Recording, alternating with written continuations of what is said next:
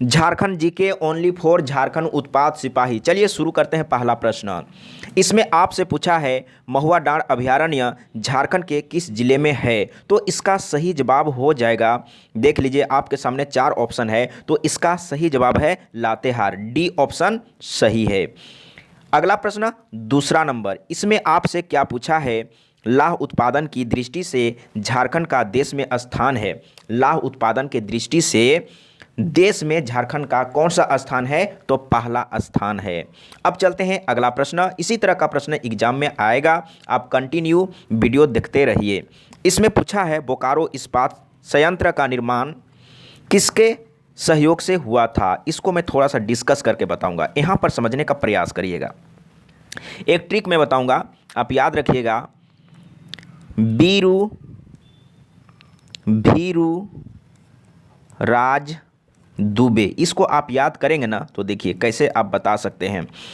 ब से यानी कि बी से आपको बोकारो समझना है, और रू से रूस, यानी कि बोकारो रूस के सहायता से बना हुआ है। और यहाँ पर भी है तो भी से भिलाई और रू से रूस, यानी कि भिलाई स्टील प्लांट भी रूस के सहायता से बना हुआ है। और राज लिखा हुआ, इसका मतलब राउरकेला इस्पात संयंत्र उड़ीसा में है, जो कि जर्मनी के सहयोग से बना है। और दुबे का मतलब यहाँ पर समझिए, दू से दुर्गापुर और ब से ब्रिटेन, यानी कि दुर्गापुर स्टील प्लांट ब्रिटेन के सहायता से बना हुआ है। तो बीरू भीरू राज दुबे याद रखिएगा, ये ट्रिक आपको काम आएगा। अगर कहीं पर किसी भी एग्जाम में पूछा जाएगा स्टील प्लांट किसके सहायता से बना हुआ है, तो आप आसान तरीके से आंसर दे सकते हैं। अब चलते हैं 4 नंबर में। इसमें आपसे क्या पूछा है, पलामू किला झारखंड के किस जिले में स्थित है। आपके सामने 4 ऑप्शन है, पलामू, लातेहार, रांची, हजारीबाग। तो कुछ लोग सोच रहे होंगे कि पलामू किला की बात हो रहा है तो पलामू में ही होगा। ऐसा नहीं है, पलामू और लातेहार पहले एक साथ ही था, लेकिन पलामू से जब लातेहार अलग हुआ तो पलामू किला लातेहार में पड़ गया। राइट है। अब चलते हैं अगला प्रश्न 5 नंबर में। 5 नंबर में आपसे क्या पूछा है, झारखंड का राजकीय फूल यानी कि पुष्प है कौन सा है। तो सभी लोग जानते होंगे पलाश का फूल झारखंड का राजकीय पुष्प है, और गांव में लोग इसको सिंपल में परास कहते हैं, और परास में ही ज़्यादा लाह का उत्पादन भी होता है। अब चलते हैं 6 नंबर में। इसी तरह का प्रश्न उत्पाद सिपाही में आएगा। झारखंड का एकमात्र राष्ट्रीय उद्यान बेतला राष्ट्रीय उद्यान किस जिले में है। झारखंड में एक ही राष्ट्रीय उद्यान है, वो बेतला राष्ट्रीय उद्यान है। वो कहाँ पर है, तो कुछ लोग सोच रहे होंगे, पहले पढ़े होंगे पलामू, क्योंकि पहले जब लातेहार पलामू में ही था तो ये पलामू में ही पड़ता था। लेकिन जब लातेहार अलग हुआ तो बेतला राष्ट्रीय उद्यान लातेहार में आ गया, लातेहार में पड़ गया। अब चलते हैं अगला प्रश्न 7 नंबर। इसमें आपसे क्या पूछा है, संख्या की दृष्टि से झारखंड की सबसे बड़ी जनजाति है। यानी कि संख्या की दृष्टि से बताना है कि कौन सा जनजाति का जनसंख्या सबसे ज़्यादा है। तो सबसे ज़्यादा यानी कि 1 नंबर में संथाल का, और दूसरका नंबर में उरांव जाति का, और तीसरका नंबर में मुंडा जनजाति का, और चौथा नंबर में हो जनजाति। यहाँ पर हो लिखा हुआ है, तो पहला पूछा था तो आपका ए ऑप्शन सही है, संथाल।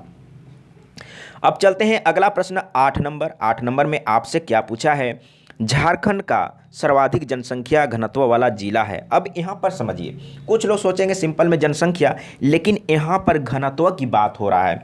बोला है, क्या बोला है, झारखंड का सर्वाधिक जनसंख्या वाला घनत्व वाला जिला, सर्वाधिक जनसंख्या घनत्व वाला जिला। तो सबसे ज़्यादा घनत्व धनबाद का है। अगर जनसंख्या सबसे ज़्यादा पूछा होता तो रांची होता, तो इसमें कन्फ्यूजन नहीं होना चाहिए, यहाँ पर घनत्व पूछा है। अगला प्रश्न 9 नंबर। इसमें आपसे क्या पूछा है, झारखंड का न्यूनतम जनसंख्या घनत्व वाला जिला है। न्यूनतम जनसंख्या घनत्व वाला, कम नहीं पूछा है, न्यूनतम नहीं पूछा है। अगर कम पूछा होता तो क्या होगा, सबसे ज़्यादा कम जनसंख्या लोहरदगा में है, लेकिन यहाँ पर घनत्व की बात बोला है, तो सबसे कम जनसंख्या घनत्व वाला जिला है सिमडेगा। यहाँ पर देखिए डी ऑप्शन में, एक बार मैं इसको हटा के दिखाता हूँ, सिमडेगा, डी ऑप्शन सही है। अगला प्रश्न 10 नंबर।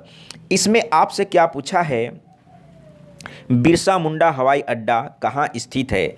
आपके सामने 4 ऑप्शन है, आपको एकदम परफेक्ट याद कर लेना है। तो रांची में है, बिरसा मुंडा हवाई अड्डा रांची में है, ए ऑप्शन सही है। अगला प्रश्न 11 नंबर। 11 नंबर में क्या बोल रहा है, झारखंड का सबसे लंबा राष्ट्रीय राजमार्ग है। तो इसका सही जवाब क्या होगा, आपके सामने 4 ऑप्शन दिखाई दे रहा है। तो इसका सही जवाब है NH-33। अगला प्रश्न 12 नंबर, इसमें क्या पूछा है, किसमें छोटा नागपुर की रानी कहा जाता है, किसे छोटा नागपुर की रानी कहा जाता है। तो इसका सही जवाब क्या होगा, थोड़ा आपको दिमाग भी लगाना होगा क्योंकि वैकेंसी आ चुका है तो आप पढ़ाई भी स्टार्ट कर चुके होंगे। तो इसका सही जवाब है, किसे छोटा नागपुर की रानी कहा जाता है, तो नेतरहाट को कहा जाता है। और नेतरहाट में ज़्यादा ठंडा भी पड़ता है और बरसात भी नेतरहाट एरिया में होता है। और एक मैग्नोलिया पॉइंट है जो कि नेतरहाट में है, और सूर्योदय और सूर्यास्त का सौंदर्य स्थल नेतरहाट को ही कहा जाता है। ये सभी को आप याद कर लीजिएगा जो मैंने पॉइंट बोला है। अगला प्रश्न 13 नंबर में, इसमें आपसे क्या पूछा है, इस्पात नगरी कहा जाता है, किसको कहते हैं इस्पात नगरी। तो इसका सही जवाब हो जाएगा जमशेदपुर को इस्पात नगरी कहते हैं। अगला प्रश्न 14 नंबर, इसमें आपसे क्या पूछा है, कोयला नगरी कहा जाता है, कोयला नगरी किसको कहते हैं। 4 ऑप्शन आपके सामने है। तो कोयला नगरी धनबाद को कहा जाता है, ए ऑप्शन सही है। अगला प्रश्न और लास्ट नंबर, आपसे क्या पूछा है, झारखंड का शिमला किसे कहा जाता है। आपके सामने 4 ऑप्शन है। तो शिमला का मतलब क्या हुआ, ये सबसे पहले थोड़ा सा समझ लीजिए। पहले शिमला हमारे देश का एक राज्य है जहाँ पर ठंडा बर्फ़ भी होता है ना। तो उसी तरीके से पहले रांची में भी ठंडा काफ़ी होता था। ठंडा के दिन में तो होता ही है, लेकिन गर्मी के दिन में भी ठंडा पड़ता था, इसीलिए रांची को झारखंड का शिमला कहा गया। और जब झारखंड और बिहार एक साथ था तो रांची को ग्रीष्मकालीन राजधानी कहते थे, क्योंकि पटना में बहुत ज़्यादा गर्मी पड़ता है, इसीलिए ग्रीष्मकालीन में यानी कि गर्मी के मौसम में यहाँ पर मीटिंग होता था रांची में। इसीलिए जब झारखंड और बिहार एक था तो उस समय रांची को ग्रीष्मकालीन राजधानी कहा जाता था। झारखंड का शिमला किसे कहते हैं, तो रांची को याद रखिएगा। तो इतने ही प्रश्न था, बिल्कुल समझ में आ गया होगा। और थोड़ा थोड़ा करके पढ़िए और कंटिन्यू पढ़िए।